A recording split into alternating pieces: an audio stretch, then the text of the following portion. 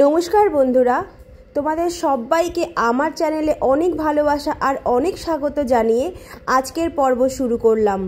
আজ পড়ব আশাপূর্ণা দেবীর লেখা সুবর্ণলতা গল্পের 22তম পর্ব। গল্প পাঠে আমি রত্না। কিন্তু সে যাক, তাসজোড়াটা থাকলে দেরাজেই থাকবে, কিন্তু সেই সহজ নির্দেশটা দিল না সুবর্ণ।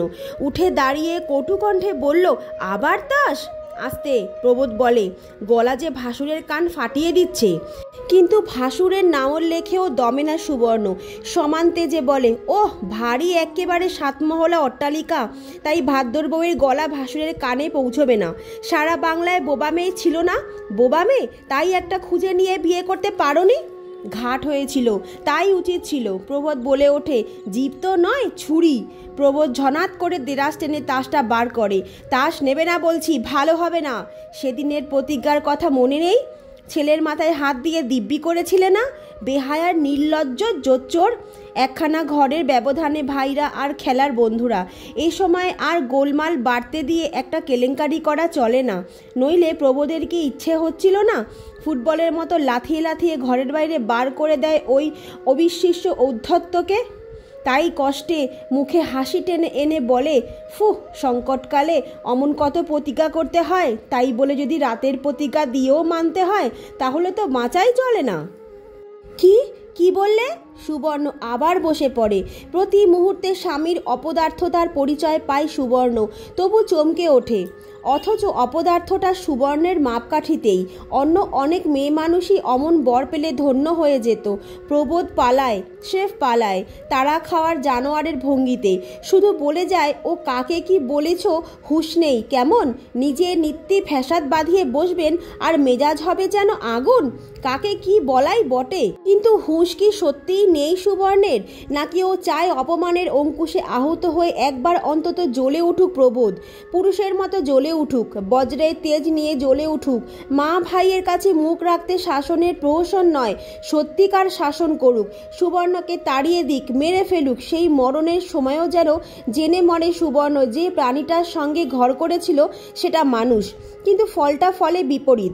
সুবর্ণ যত উগ্র হয়ে ওঠে, প্রবোধচন্দ্র তত নিস্তেজ হয়ে যায়, পালিয়ে প্রাণ বাঁচায়। কিন্তু সুবর্ণই বা কি? তার মধ্যেই কি পদার্থ আছে আর, যেটুকু ছিল এই আত্মঘাতী সংগ্রামে ক্ষয় হয়ে শেষ হয়ে যাচ্ছে না? আর তার আবার নিজের ভিতরকার যে সুরুচি, সে সৌন্দর্য বোধ এই কুশ্রী পরিবেশ থেকে মুক্তি পাবার জন্য সর্বদা ছটফট করে মরে তো। সে যে প্রতিনিয়ত এই নিষ্ফল চেষ্টায় বিকৃত হয়ে উঠেছে, সে বোধ করি আর আছে সুবর্ণলতার? এই বাড়ি আর এই বাড়ির মানুষগুলোর অসৌন্দর্য ঘুচিয়ে ছাড়বার জন্য নিজে যে কত অসুন্দর হয়ে যাচ্ছে দিন দিন, এ কথা তাকে কে বুঝিয়ে দেবে? কি হে প্রবোধ বাবু, তা শান্তে যে বুড়ো হয়ে গেলে? অভ্যস্ত কথা, অভ্যস্ত ঠোঁট। বলি, গিন্নির আঁচল ছেড়ে আসতে ইচ্ছে হচ্ছে না বুঝি? গিন্নি। প্রবোধ গুছিয়ে বসে বলে, প্রবোধচন্দ্র অমন গিন্নি ফিন্নির ধার ধারে না। দেরি হলো তাসটা খুঁজে পাচ্ছিলাম না বলে। বাড়ির অখ্যাতি বন্ধু মহলেও প্রচার হয়ে গেছে, তাই প্রবোধ সগর্বে উত্তেজিত একজন হেসে ফেলে বলে, আরে রেখে দাও তোমার গুমর। গিন্নি তো শুনি তোমার কান ধরে ওঠায়, কান ধরে বসায়। হাসি একমাত্র মুখ রক্ষার ঘোমটা, তাই হাসতে থাকে প্রবোধ তাস ভাসতে ভাসতে। না, তোমরা আর মানমর্যাদা রাখলে না। এই সময় সুবোধের ছেলে বুদো এসে এক ডাবর সাজা পান এনে আড্ডার মাঝখানে বসিয়ে দেয়। প্রবোধের লজ্জায় ছেদ পড়ে। পরপর 3 মেয়ের পর ছেলে, তবু বেচারা যেন নিতান্তই বেচারি।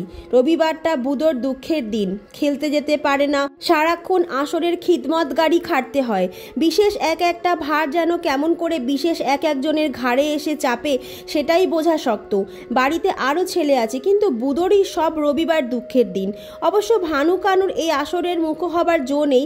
তাদের মা তাহলে তাদের ধরে ধোবার পাটে আছাড় দেবে, এবং যে তাদের ফরমাস করবে তাকেও রেহাই দেবে না, এটাও জানা। তাই বাড়িতে ভানু কানু নামের দুটো ছেলে থাকতে বুদোর ঘাড়েই সব বোঝা। প্রবোধ বলেছিল, ওরা কিছু করে না, একা দাদার ছেলেটাই খেটে মরে। এটা স্বার্থপরের মতো দেখায় না? দেখায়। সুবর্ণ বলেছিল, কি করা যাবে, দেখাবে। তোমরাই যত কই, ওর মা তো এত রাগ করে না। ওর মা মহৎ, তাই মহতই। নইলে ওই ডাবর ডাবর পানি বা একা সেজে সে মরে কেন? জনই আড্ডাধারী পকেট থেকে জর্দার কৌটো বার করে তাচ্ছিল্যের গলায় বলল, পান কে সেজেছে বুদো? তোর মা বুঝি? মেয়েদের সম্পর্কে প্রশ্ন করতে হলে তাচ্ছিল্য আর অবজ্ঞার সুর মেশাতে হয়, এটাই রীতি। ভদ্রলোক সে রীতিকে বিশ্বাসীও। নির্বোধ বুধো এ প্রশ্নে কৃতার্থমন্য হয়ে একগাল হেসে বলে, হ্যাঁ, তোর মাকে শিখিয়ে দিয়ে যা বাপ। পান দিলে তার সঙ্গে একটু চুন দিতে হয়, যেন একটি ক্ষুদে লাটের ভঙ্গিতে একটা পান তুলে নেন ভদ্রলোক। এই এদের অভ্যস্ত ভঙ্গি। পৃথিবীটা এদের কাছে করতলগত আমলকিবৎ। সর্ববিধ ব্যাপারটাকে নস্যাৎ করে দেবার কৌশলটি এদের জানা। দেশ যখন স্বদেশী আন্দোলনের উত্তাল তরঙ্গে উদ্বেল, এরা তখন ঘরে বসে রাজা উজির মারছেন, সেই আনন্দকে তুড়িতে ওড়াচ্ছেন। পাড়ার প্রত্যেকটি বাড়ির বউদের খবর এরা রাখেন এবং সমালোচনায় তৎপর হন। এ বাড়ির বউটিকে ওরা অগ্রাহ্য করেন, মেজটিকে ব্যঙ্গ করেন, সেজটিকে স্বার্থপর বলে ছিচিৎকার করেন এবং ছোটটিকে অবজ্ঞা করেন। গুণাগুণ সারেই করেন অবশ্য, এবং মনোভাব চাপতেও চান না। শুধু পাড়াপড়শিতেই নয়, ওদের আড্ডায় কাটা পড়ে না এমন মাথা নেই। এরা ব্রাহ্মণকে বলেন বেম্য, ব্রাহ্মণ পুরুতকে বলেন বামনা, বিদুষী মেয়ের নাম শুনলে বলেন লীলাবতী। এরা দেশনেতাদের পাগলা আখ্যা দিতে দ্বিধা করেন না।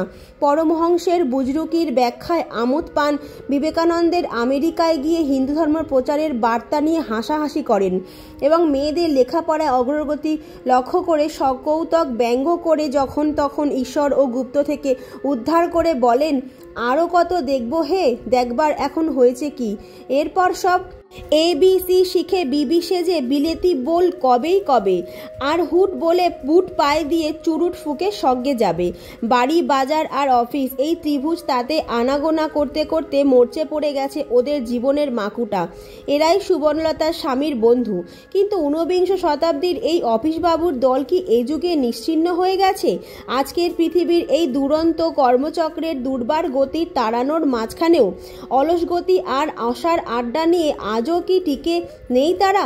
আজও কি তাদের জনার জগতে শুধু এই কথাই নেই, মেয়ে মানুষ জাতটাকে ব্যঙ্গ আর অবজ্ঞার দৃষ্টি দিয়ে দেখতে হয়? তারা পানের পাশে চুন রাখতে ভুলে গেলে তাদের সমঝে দিতে হয় আছে ওরা যে আধুনিক নন। এই ওদের অহমিকা, এই ওদের গৌরব। না, একেবারে নিশ্চিহ্ন হয়ে যায়নি। আজও আছে বইকি কিছু কিছু। আছে দর্জিপাড়া আর কিনু গোয়ালির গলি, ছিদাম মিস্ত্রি আর রানী মুদিনীর লেনের অন্তরালে। এখনও এরা জানেন পুরুষ জাতটা বিধাতার স্বজাতি বলেই শ্রেষ্ঠ। এরা আছেন, হয়তো চিরকাল থাকবেন। পৃথিবীর দুরন্ত অগ্রগতির পথে বাধা দেবার প্রয়োজনে বিধাতাই এদের সৃষ্টি করে চলেছেন কম বেশি হারে। অথচ আবার হয়তো ওদের অন্তঃপুরের রঙও বদলাচ্ছে। ওরাই আবরুর করা শিকল শিথিল করে ফেলতে বাধ্য হচ্ছেন। ওরাই ওদের মেয়েদের নিয়ে স্কুলে ভর্তি করে দিয়ে আসছেন বিয়ের বাজারে দাম বাড়াবার আশায়, আর মেয়েদের বিয়ের বয়সটা 12 থেকে 16 তুলেছেন পারিপার্শ্বিকের চাপে। এদের নাম মধ্যবিত্ত। এরাই নাকি সমাজের কাঠামো। এরা এদের মধ্যবিত্ততা এবং মধ্যচিত্ততাকে নিয়ে রক্ষা করে চলেছেন সেই কাঠামো। তার সঙ্গে চলেছে সময়ের স্রোত। বন্ধুরা, আজকের মতো এইটুকুই রাখলাম। খুব বেশি পড়তে পারছি না গো, গলার অবস্থা প্রচণ্ড খারাপ। একটু জোরে পড়তে গেলেই না কাশি উঠে আসে, জানো তো। তো তোমরা একটু মানিয়ে গুছিয়ে নিও, কটা দিন একটু যাক, তারপর আমি আবার বড় বড় করে ভিডিও দেব, কেমন? তো তোমাদের আজকের পর্ব শুনতে কেমন লাগলো অবশ্যই আমায় কমেন্টের মাধ্যমে জানিও। ভালো লাগলে একটি লাইক করো, সাথে সাথে কমেন্ট করো, কেমন? চলো, দেখা হচ্ছে আগামীকাল, আগামী দিন। ততক্ষণ প্রত্যেকে ভালো থাকো, সুস্থ থাকো আর শুনতে থাকো বাংলা গল্প বাই রত্না। নমস্কার।